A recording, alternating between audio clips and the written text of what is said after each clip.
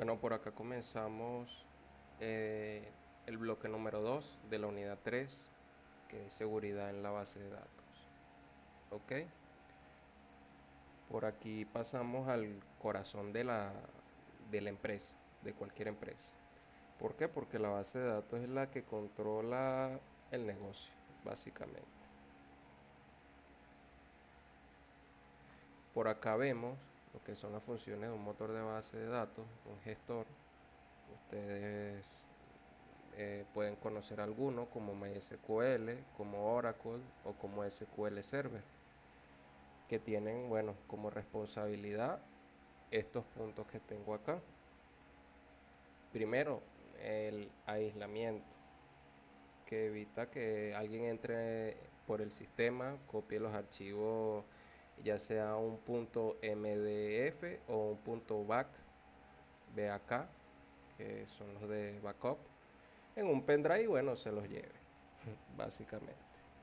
¿Ok?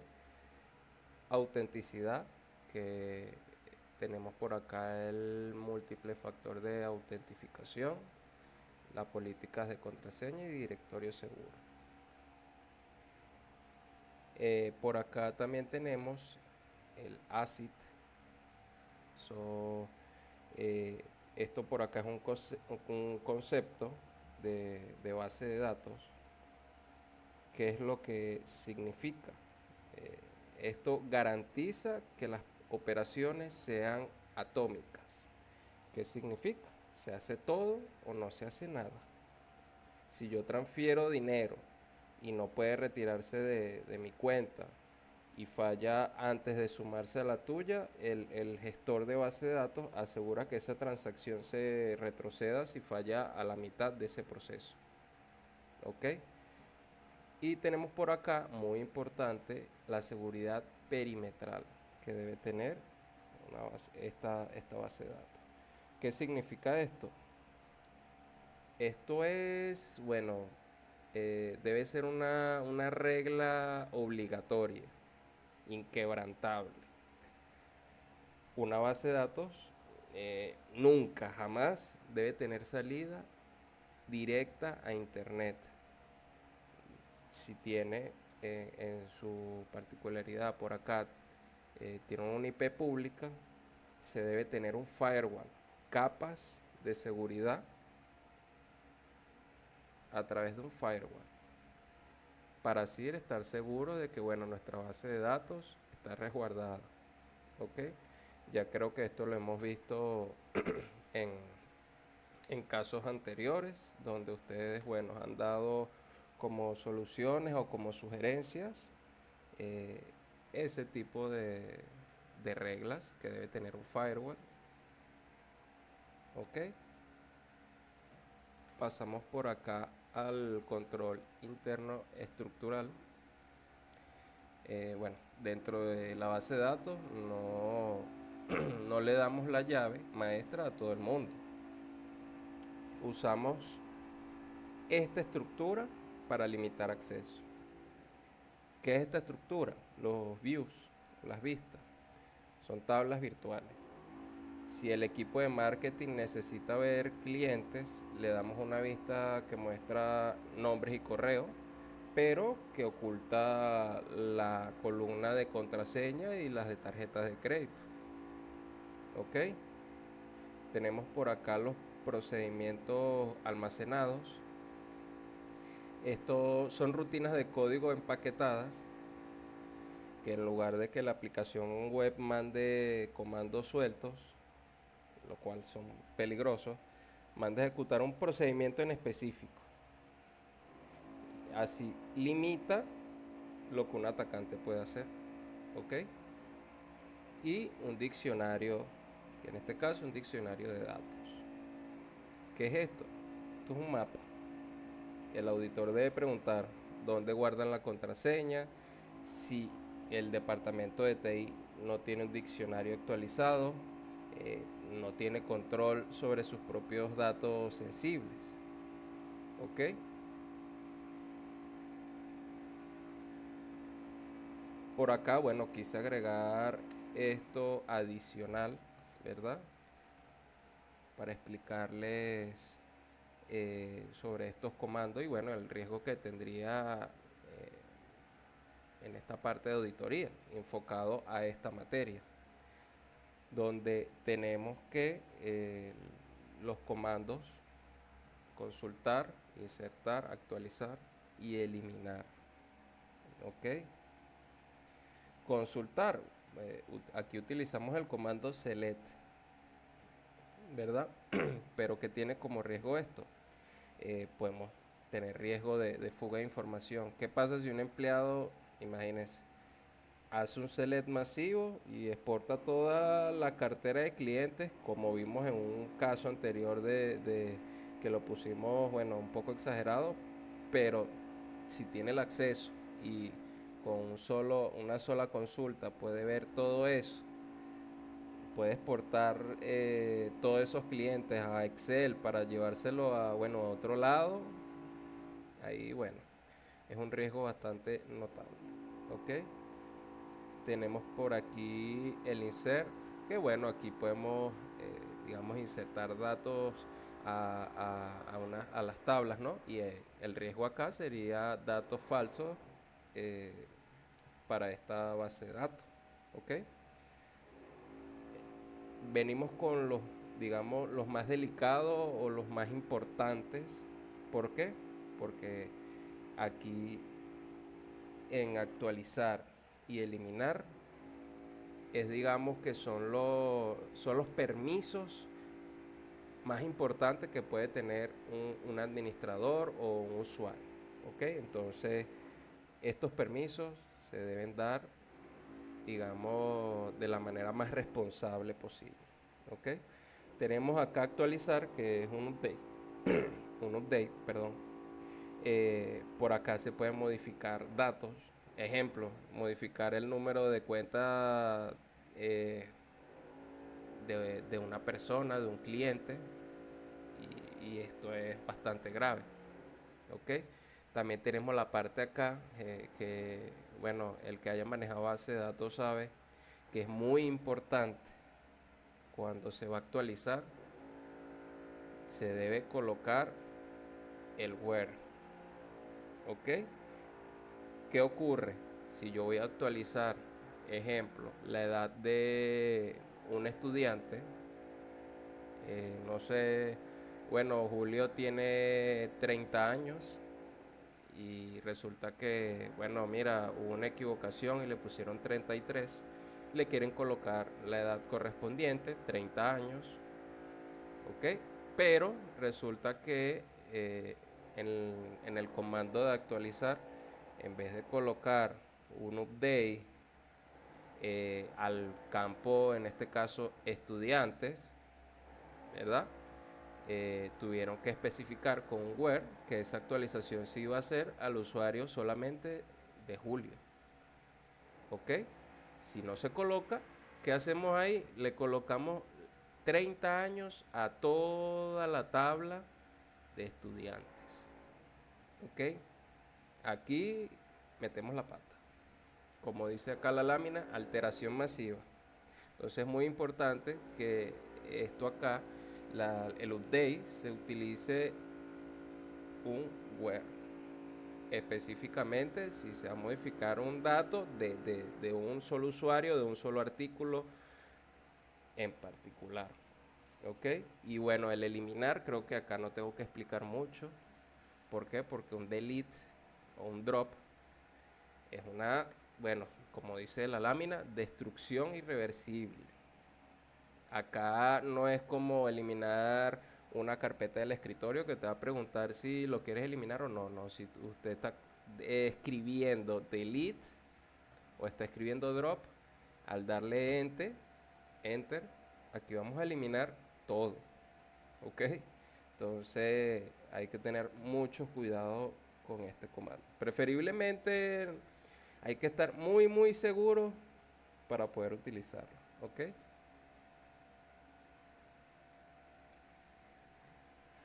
Por acá pasamos a la matriz de vulnerabilidades, donde tenemos abuso de privilegio, que, bueno, por acá ejemplo, empleados que cambiaron de rol,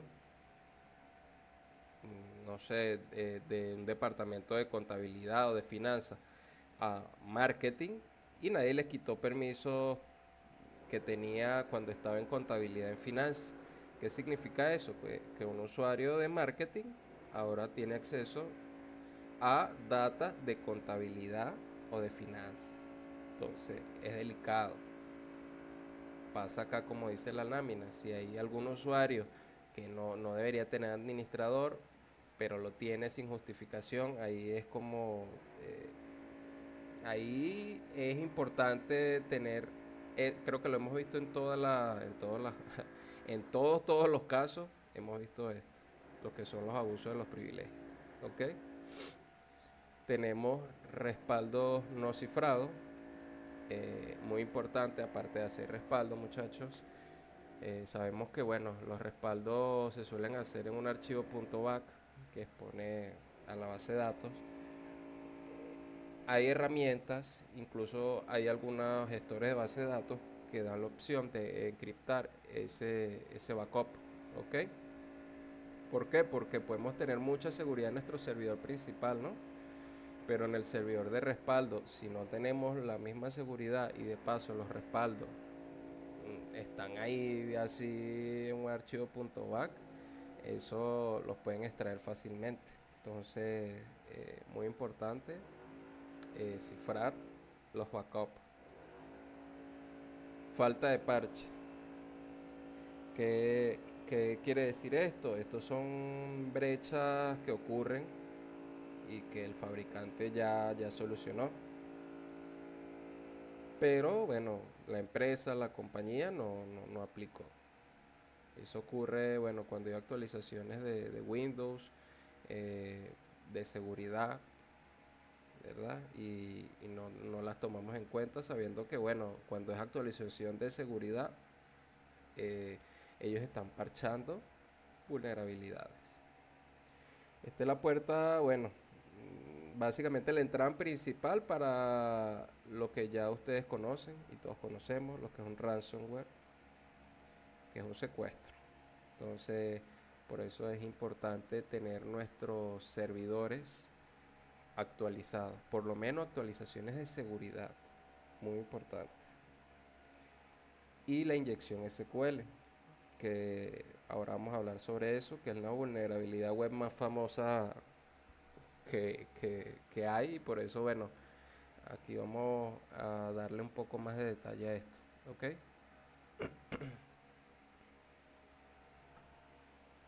Bueno, presten atención porque esto es importante, ¿ok? La inyección SQL ocurre cuando un hacker, digámoslo así, un hacker, usa los campos de texto, ya sea de un login, de un inicio de sesión, de una página web, para escribir comandos de base de datos en lugar de texto normal, ¿ok? En vez de yo escribir mi usuario y contraseña, él escribe data diferente.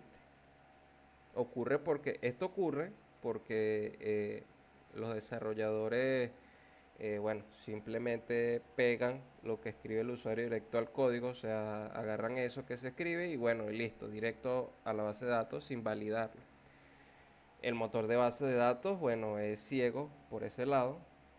Por eso aquí es muy importante en la parte del desarrollo estar atentos, que esta parte de la conexión de la data que se va a enviar desde una interfaz a la base de datos tenga una validación. Ok, la base de datos no sabe en qué parte, bueno, la escribió el programador y qué parte la escribió el usuario realmente. Ok, por acá explicamos con un ejemplo. Ok, el código original dice, bueno, acá busca el usuario donde el nombre sea, aquí vemos eh, las comillas, ¿ok? Si el hacker escribe entre comillas or 1 es igual a 1, está rompiendo la lógica.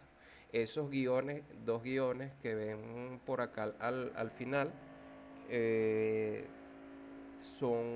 es como para colocar que lo que sigue sea un comentario, lo comenta básicamente el código. Está rompiendo la lógica. ¿Qué ocurre? El gestor, el motor de base de datos, lee esto como, bueno, tráeme al usuario si el nombre es X o si uno es igual a uno, que como uno siempre es igual a uno, la condición se vuelve matemáticamente verdadera para todos los registros. Como les comenté, los guiones del final dicen que el sistema ignora todo el resto de la línea porque lo comenta. Y así que hace, anula la verificación de la contraseña. ¿Qué pasa acá? Acaba de entrar este hacker como administrador sin saber la clave. ¿Ok? Por eso esto es muy importante. De todas maneras, hay un recurso que está en el aula virtual para que lo lean y ahí, bueno, están los conceptos y los tipos de inyección SQL, que por acá se las voy a comentar, pero no las explicaré. Les expliqué digamos que la clásica, esta que ven acá, pero las demás se las dejaré como tarea para que ustedes las investiguen, ¿ok? ¿Y qué tenemos por acá? Estrategias de protección. Bueno, nosotros como auditores tenemos que recomendar algunas cosas por acá.